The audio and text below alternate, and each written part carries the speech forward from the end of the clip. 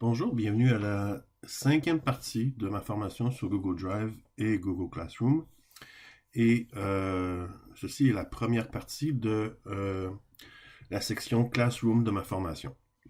Si vous avez écouté les 4 premières vidéos portant sur Google Drive, tant mieux, vous êtes bien outillé. Et si vous ne l'avez pas fait, peut-être juste vous assurer que vous êtes familier avec Google Drive. Vous pouvez aller voir mes vidéos si jamais ce n'est pas le cas. Donc, pour Google Classroom, ce que nous allons voir, on va d'abord voir comment créer une classe dans Classroom, comment ajouter des élèves.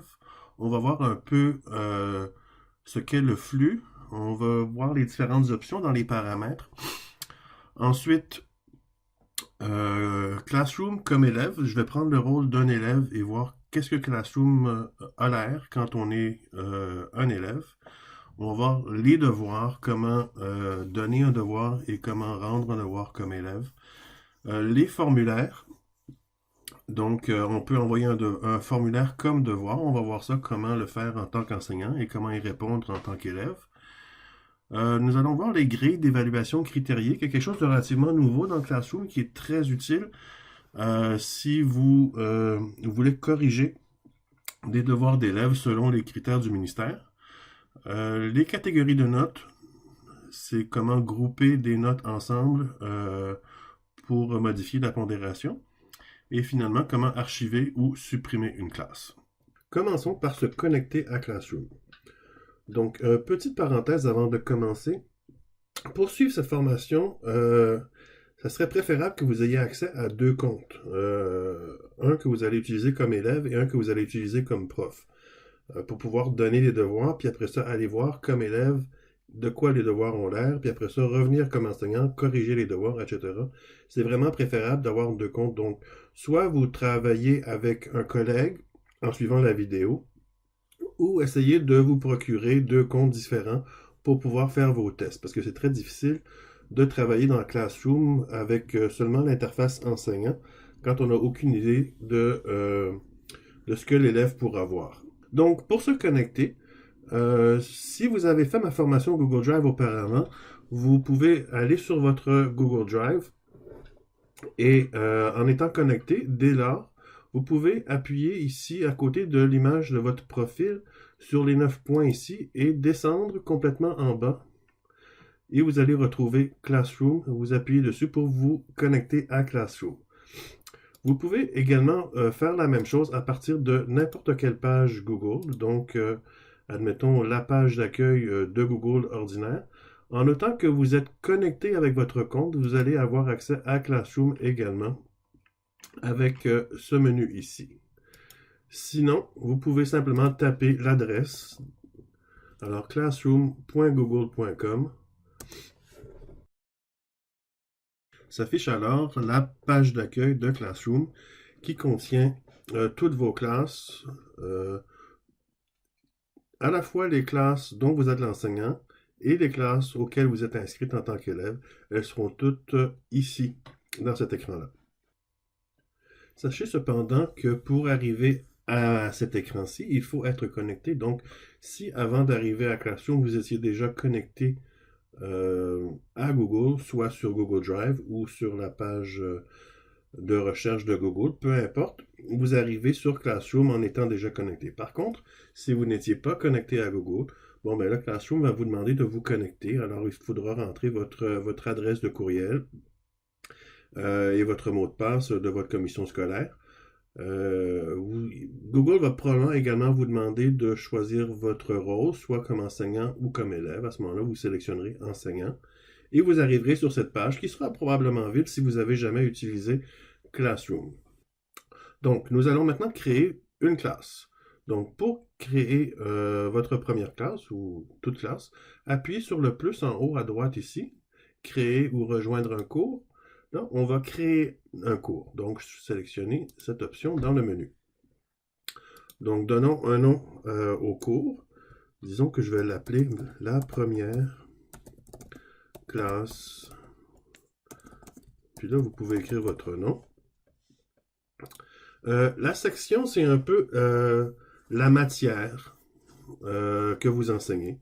Alors, personnellement, j'enseigne l'informatique, alors je vais écrire section informatique.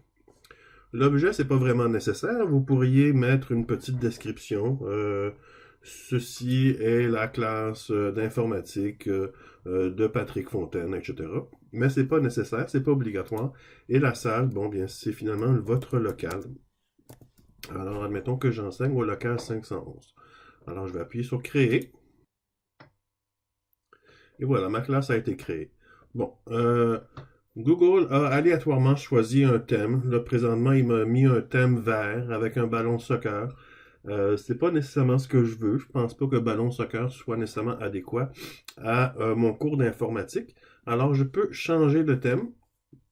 Alors, pour changer le thème, vous appuyez sur sélectionner le thème ici. Et vous pouvez sélectionner un thème parmi les options qui se trouvent ici. Donc, vous avez l'onglet général, vous avez français et histoire, mathématiques et sciences, art, sport, et vous avez l'onglet autres avec plein d'autres trucs. D'accord? Donc, moi, mettons, je vais prendre, dans général, je vais prendre les ordinateurs ici, et je vais faire sélectionner le thème du cours.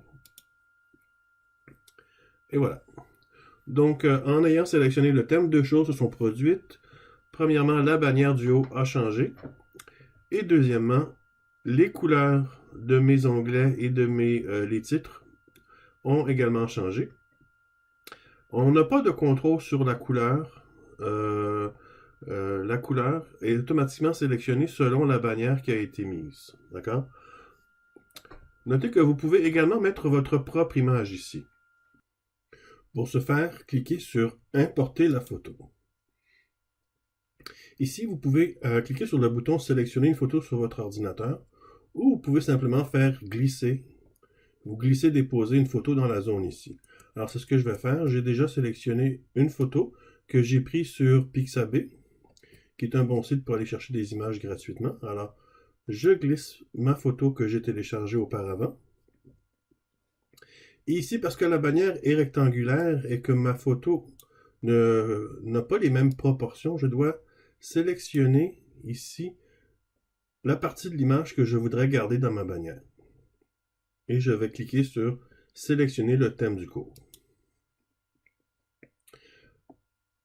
La photo que j'ai choisie est appliquée à ma bannière et les couleurs ont changé encore. Ce que Google a fait ici est aller chercher des couleurs dominantes dans ma bannière et l'a appliquée dans mon thème pour les couleurs des titres et des menus en haut. Votre classe est maintenant créée.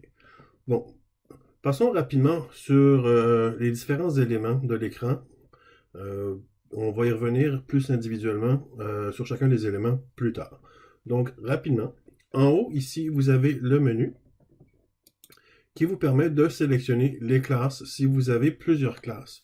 C'est tant les classes que vous enseignez que les classes auxquelles vous êtes inscrite qui seraient affichées ici. En haut, ici, vous avez les 4 onglets. Le premier, c'est le flux, qui est un peu comme le mur. C'est les différentes annonces que vous faites sur votre classe qui vont être affichées ici. L'onglet Travaux et devoirs. L'onglet Personnes, c'est les différentes personnes qui sont inscrites à votre cours. Et l'onglet Notes pour avoir la liste de toutes les notes de vos élèves. En haut, ici, vous avez la petite roue d'engrenage qui se trouve le bouton pour afficher les paramètres de votre classe. On va y revenir plus tard. Et en gros, ici, sur votre bannière, vous avez le nom de votre classe avec votre matière, c'est-à-dire la section, ainsi que le code du cours. On va y revenir à quoi qui sert le code du cours plus tard. Si vous voyez en bas de votre bannière, vous avez une petite flèche. Quand vous cliquez sur la flèche, vous avez d'autres détails, dont l'objet, si j'en avais écrit un, la salle, ainsi que la description, si on en avait écrit une dans les paramètres qu'on va voir tout à l'heure. À gauche ici, vous voyez à venir, ce sont les devoirs qui doivent être remis bientôt, qui seraient affichés ici. Et au centre, finalement, ça va être tous les messages que vous avez publiés qui vont être affichés ici. Maintenant, nous avons notre classe, mais nous n'avons pas d'élèves encore. Une classe sans élèves, c'est pas très utile. Il y a deux manières qu'on peut utiliser pour ajouter des élèves à notre classe. Donc, vous pouvez envoyer une invitation à un élève en particulier, ou vous pouvez demander aux élèves de s'inscrire eux-mêmes via un code spécifique à la classe. Donc, nous allons voir les deux manières. Pour envoyer une invitation, cliquez sur l'onglet Personne en haut. Et vous voyez ici en haut, vous avez enseignant et élève. Vous pouvez toujours ajouter un enseignant qui aura les mêmes droits que vous sur la classe. Donc, on peut être plus qu'un enseignant dans une classe dans Google. Mais pour le moment, nous allons nous intéresser à les élèves ici. On clique sur le bouton ici, le petit bonhomme avec un plus pour inviter des élèves.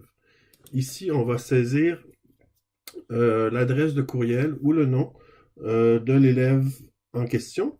On peut écrire son nom si l'élève est déjà dans vos contacts ou si vous l'avez déjà tapé dans Google Classroom auparavant. Donc ici, je vais utiliser le compte d'une collègue qui m'a autorisé à utiliser son nom pour les fins de cette formation. Donc je vais inviter mon amie Annie et je vais l'inviter. En ce moment, elle reçoit un courriel pour l'aviser qu'elle a été invitée à ma classe. Deux choses se sont produites. Donc ici, j'ai son nom en gris, comme quoi je l'ai invitée, mais elle n'a pas encore accepté mon invitation. Et de son côté, elle a reçu une invitation sur son Classroom et dans son courriel. Donc, je vais aller sur son compte à elle. Et on voit ici la première classe de Patrick. Elle a reçu une invitation. Alors, elle peut soit refuser ou rejoindre le cours. Donc, je vais cliquer sur rejoindre le cours. Je suis ici avec le compte de Annie, en passant. Donc, je vais rejoindre le cours.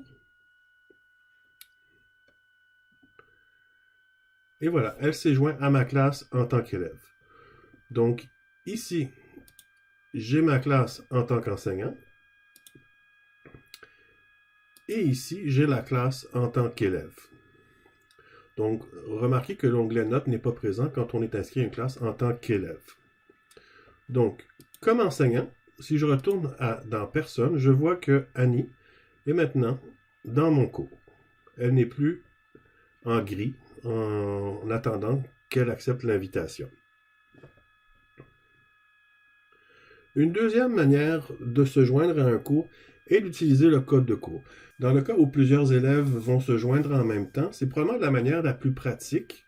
Dans le cas même de l'éducation des adultes où il y a des entrées-sorties continues, vous pourriez mettre le code de votre cours sur une feuille, sur le mur, au tableau. Et tous vos nouveaux élèves, vous pouvez leur dire de se joindre à la classe en écrivant le code. Donc, pour connaître le code, retournez sur votre flux en tant qu'enseignant et voyez le code du cours, il est ici. Vous pouvez l'afficher plus gros en cliquant sur le petit bouton ici. Et là, il va s'afficher plus gros. Alors, moi, je vais le sélectionner. Je vais faire copier dans mon cas ici. Donc, 5UNGOSA, c'est le code de ma classe. Comme élève, ce que j'aurais pu faire, si je n'avais pas reçu une invitation, c'est me joindre à la classe. Donc, pour me joindre à la classe, il faudrait que je retourne à ma liste des cours et je clique sur le plus ici et j'aurais choisi rejoindre un cours et ici j'aurais écrit le code du cours. Je suis déjà inscrite au cours, alors je vais cliquer sur annuler, mais un élève aurait simplement cliqué sur rejoindre le cours et n'aurait pas eu besoin de mon approbation comme prof. L'inscription est automatique dès que l'élève inscrit le code du cours. Il fait partie de la classe. Et dans mon cas, comme enseignant, je verrai cet élève-là s'ajouter à ma liste ici. Je vais vous montrer une autre classe que j'ai créée, dans laquelle j'ai déjà créé du contenu et que j'ai utilisé dans la formation que j'ai donnée sur Classroom à mes collègues à l'école. Donc, c'est la classe que j'ai appelée Cours Test ici. Donc, c'est ma classe. J'ai déjà publié des trucs. Alors, on voit qu'il y a des trucs déjà publiés sur le flux ici, avec des réponses d'élèves. qui se trouvent dans ce cas-ci à être des enseignants à qui j'ai donné le cours. Donc, j'ai l'onglet Travaux et devoirs, les différentes personnes qui sont inscrites à mon cours, donc mes collègues, les notes, etc. Donc, qu'on va voir plus en détail plus tard. Donc, je vais retourner dans cette classe-là, mais comme élève. Donc, je vais rouvrir le compte d'Annie et je vais ouvrir mon cours test. En tant qu'élève, Annie voit tout ce que j'ai publié dans le cours. Donc, ici, elle peut voir les différentes choses qui ont été publiées dans le cours. On voit que j'ai publié de la documentation, j'ai publié des petits quiz, ainsi que des devoirs. Donc, si je vais dans Travaux et devoirs, ici, on voit les différents devoirs que j'ai donnés dans ma classe. Maintenant, je vais retourner dans ma classe, la première classe de Patrick, et je vais vous montrer comment écrire sur le mur ou sur le flux que Google appelle de votre classe. Donc, vous avez simplement à écrire dans la boîte ici, partager une information avec votre classe. Alors, je vais simplement écrire quelque chose de très simple. Salut la classe. Mais ici, dans mon message, je peux choisir à qui, dans quelle classe je veux envoyer ce message-là. Je peux envoyer un message à plusieurs classes en même temps. Je peux envoyer ce message-là à tous mes élèves ou à un seul élève en particulier. Donc, j'envoie mon message à toute la classe. Salut la classe. Je pourrais publier tout de suite ou en appuyant sur la flèche, je pourrais programmer et décider que mon message va s'afficher sur le mur de la classe à une date précise. Alors, j'appuie simplement sur Publier. Et mon premier message à la classe est affiché. Les élèves ici ont le loisir de répondre à mon annonce. Mais ça, c'est dans les paramètres. On peut restreindre ce droit-là, mais par défaut, le droit de publier ou d'écrire sur le mur est attribué aux élèves. Allons voir les paramètres. Donc, sur le petit bouton de la roue d'engrenage, j'ai les paramètres de ma classe. Je vais cliquer dessus et on va passer à travers un petit peu rapidement. Donc ça, on l'a déjà vu. Le nom du cours, vous pouvez le modifier ici. Description du cours, c'est là que vous pourriez mettre une description plus longue si vous le désiriez. La section, on l'a déjà vu. Salle, on l'a déjà vu. Et objet, on l'a déjà vu également. Le code du cours, non, on ne peut pas choisir le code de cours qu'on veut. La seule option que vous avez, c'est de réinitialiser votre code de cours qui donnerait simplement aléatoirement un autre code, mais vous ne pouvez pas vous-même choisir le code du cours. C'est ici, sous flux, que vous déterminez qu'est-ce que les élèves peuvent faire sur le mur de votre... moi, je dis mur parce que j'ai l'habitude Facebook, mais Google appelle ça le flux. J'aime pas trop le mot flux, pour ça que j'ai l'habitude d'utiliser le mot mur. Donc, ici, par défaut, ce qui est sélectionné, c'est les élèves peuvent publier des posts et des commentaires sur le mur. Vous pouvez restreindre, les élèves peuvent seulement ajouter des commentaires. Donc, les élèves pourraient simplement rajouter des commentaires à une publication que vous avez déjà faite. Et finalement, ici, seuls les enseignants peuvent publier sur le mur. Donc, les élèves ne pourraient rien rajouter sur le mur si vous ajoutiez ça. Maintenant, tout dépend de la gestion de classe que vous voulez faire. Vous sélectionnerez l'option qui vous tente. Travaux et devoirs sur le flux, il y a deux options, les notifications réduites ou les pièces jointes et les détails. En fait, trois options, c'est de masquer les notifications, c'est-à-dire que quand vous publiez un nouveau devoir, il ne sera pas écrit sur le mur, il va simplement être présent dans l'onglet Travaux et devoirs en haut. Je préfère les notifications réduites parce que ça prend moins d'espace sur le mur.